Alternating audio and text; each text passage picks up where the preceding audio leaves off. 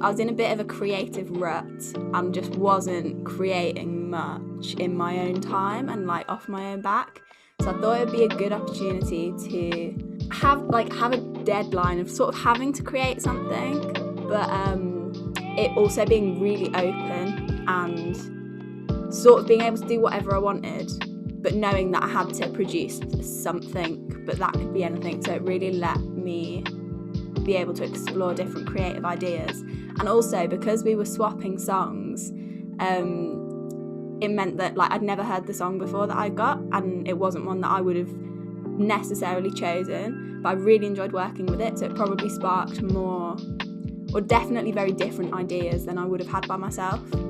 So it just really let me be able to expand my creativeness during lockdown. I actually loved it. The song that I got, it was very my style, even though I've never heard it before, but I could imagine me stumbling across that song and being like, this is a cool song, I should use this at some point. And then probably never using it and forgetting about it. So it was good that I had to make something with it. It was like super, felt like jazzy and like kind of quirky. As soon as I listened to it, my brain was like firing off with different ideas. So I found it really a good starting point and really easy to work with, which if I was given a song that maybe was less my genre or style, maybe I would have found it harder.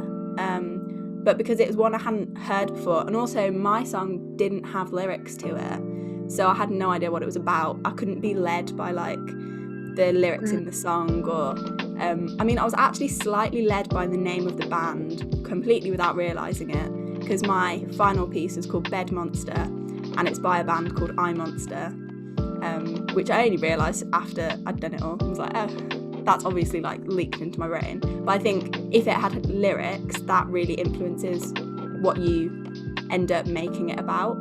I forgot about it for the first couple of days, so then I had less than a week, which is classic me, and that is not a very long amount of time to be able to come up with an idea and film it and edit it all together and for it to be good.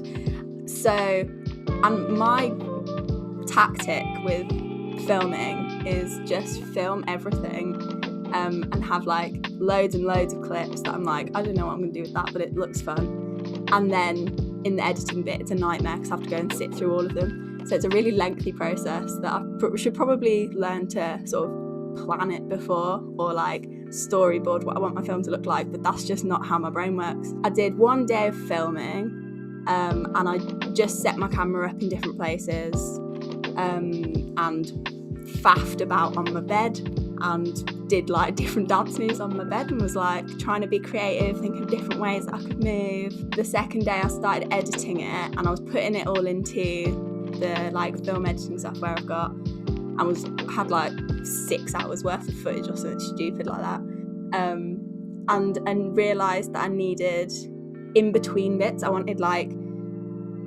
a different flavour of video, if that makes sense. So I decided to try do some stop motion, which I've never done before. So I was just working that out as I went along, and I did the titles is like all stop motion, just drawn, quite simple, just drawn out. And then I did the bit of me going up and down the stairs. I was actually going to film that originally, like actually me going up and down the stairs, but the lighting in our house is terrible, and there are like no windows by the stairs, so it would have been really dark.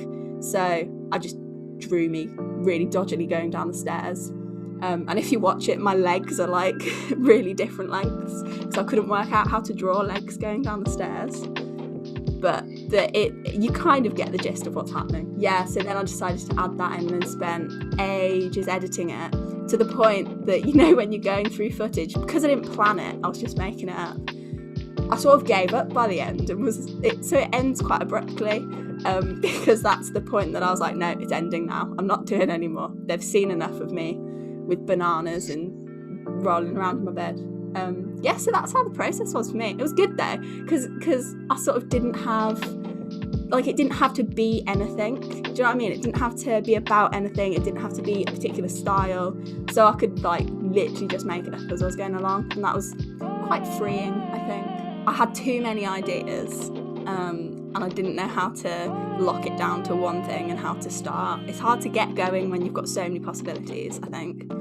I'm also a bit ambitious. I can see like a full-length feature film in my head that I'm like, yeah, I'm gonna make this, it's gonna be amazing. And then it's just me and my phone and my tripod. It's not gonna happen, is it? And less than a week, because I didn't give myself enough time. So this was a really good opportunity to like be able to continue to develop my skills, because it's hard to always do stuff off your own back. Like, it's hard to self-motivate and stuff, but this was really like motivating to do that, and to like add to your portfolio, and to be able to say that you've like worked with other creatives, and also to meet other creative people. Like, I didn't really know anyone else who was doing it, so now I'm aware of like lots more people. So I think it's really good for sort of like early career creative people. Yeah.